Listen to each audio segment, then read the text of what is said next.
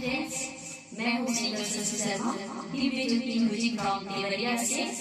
तो मैं आज हमारे स्टूडियो में आए हुए हैं पंकज परवाना जी, जिनका बहुत ही अच्छा गाना है जो मैं पहले आज की टेक है राजा रंगाली नवी तरिया, उसी टेक में हमारे पंकज परवाना जी गाएंगे। उनका भी गाना बहुत ही खूबसूरत है, तो पंकज परवाना जी आप लोग को कुछ गाकर सुनाएंगे। तो आइए पंकज परवाना जी से सुनाते हैं कुछ। हाय फ्रेंड्स, सबको हाथ जोड़ के नमस्कार। मैं सिंगर पंकज परवाना। आप लोगों को मैं होली का गीत गाने जा रहा हूँ। अगर अच्छा लगे तो आप लोग कमेंट बॉक्स में जरूर बताइएगा कैसा है कैसा नहीं। आइए सुनाते हैं। चौथे फागुन जीजा ओइनी ससुरारी, करीना ढेर बरियारी, पाजा में धके खूबे हिलैनी, खोल देनी हमार साड़ी, होली के नशा में बिगाड़ी देनी दासा। ऐसे नहीं है यहाँ पे, आप शुरू से गा रहे हैं तो बहुत प्यारा गाना तो पूरा सुने हुए हैं, तो ऐसे नहीं। चढ़ते फागुन जीजा ओइनी ससुरारी, करीना ढेर बरियारी, पाजा में धके खूबे हिलैनी, खोल देनी हमार साड़ी, होली के नशा में बिगाड़ देनी दासा, को देनी मोरे बुरा हाल, जीजा रंग डाली ना भितरिया, जानिए जाइए पिया होई बवाल, पिया रंग डाली ना भितरिया। गाना बहुत प्यारा है, तो आप अच्छे से गाइए, हमारे वर्ड के मत ध्यान दीजिए, मेरे गा रही हूँ तो लीजिए रिदम पे गाइए।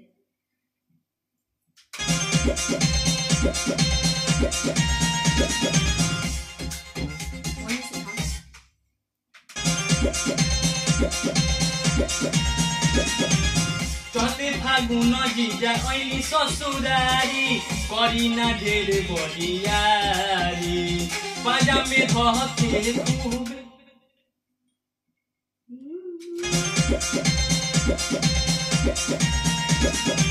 चढ़ते फागुन जीजा ओइनी ससुरारी, करीना ढेर बरियारी, पाजा में धके खूबे हिलैनी, खोल देनी हमार साड़ी, होली के नशा में बिगाड़ देनी दासा, को देनी मोरे बुरा हाल, जीजा रंग डाली ना भितरिया, जानी जाइए पिया होई बवाल, जीजा रंग डाली ना भितरिया, जानी जाइए पिया होई बवाल, जीजा रंग डाली ना भितरिया।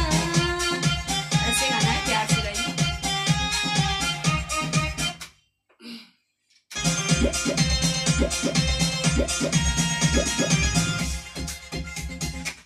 और पीछे से लेते हैं और अच्छे से गाइए।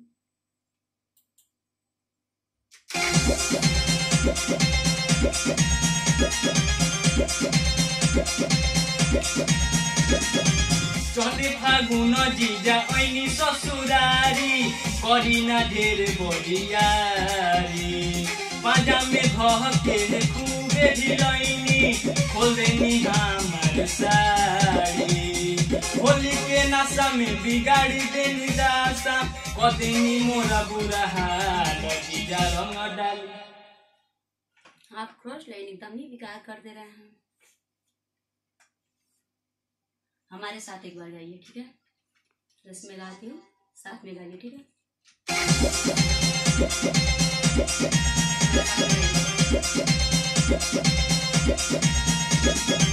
चढ़ते फागुन जीजा ओइनी ससुरारी, करीना ढेर बरियारी, पाजा में धके खूबे हिलैनी, खोल देनी हमार साड़ी, होली के नशा में बिगाड़ देनी दासा, को देनी मोरे बुरा हाल, जीजा रंग डाली ना भितरिया, जानी जाइए पिया होई बवाल, जीजा रंग डाली ना भितरिया, जानी जाइए पिया होई बवाल, जीजा रंग डाली ना भितरिया।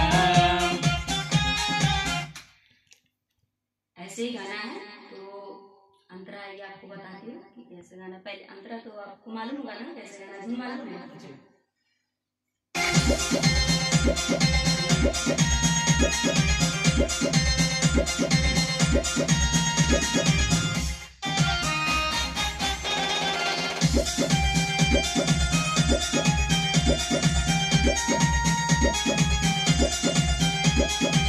हम गोरे गोरे गाल।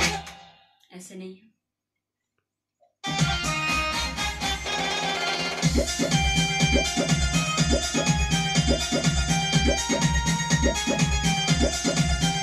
हम गोरे गोरे गाल, जीजा कोई दिला लाल, हाथ चोली में डाली, तू लगोई लगोला।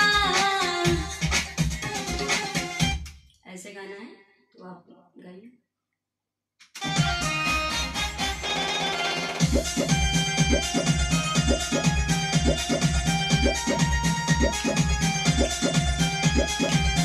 हमारे गोरे गोरे गाल। देखिए मैं जैसे गाती हूँ वैसे साथ में गाइएगा। कैसे गाना है?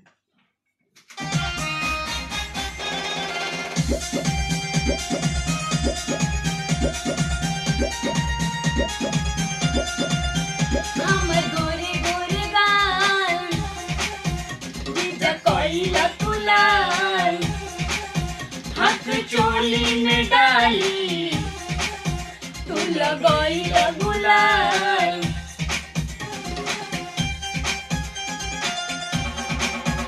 हमर गोरे गोरे गाल, जीजा कोइला तुलाल, हाथ चोली में डाली, तू लगोइला गुलाल।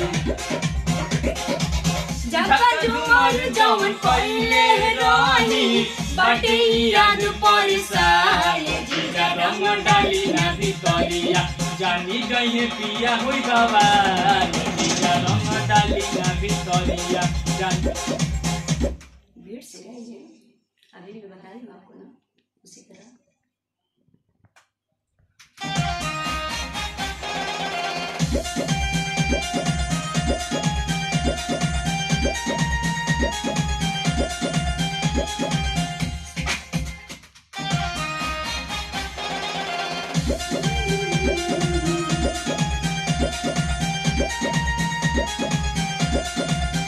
हमर गोरे गोरे गाल, जीजा कोइला तुलाल, हाथ चोली में डाली, तू लगोइला गुलाल।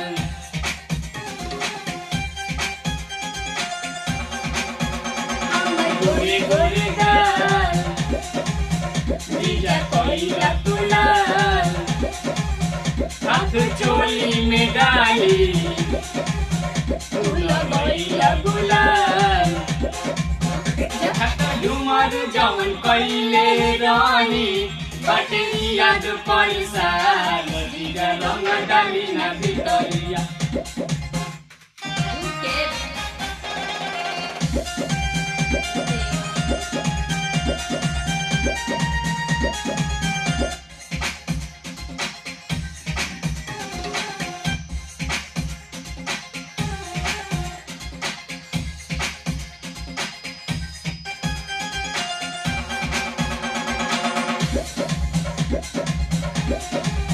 जीजा कोइला तुलाल, हाथ चोली में डाली, तू लगोइला गुलाल।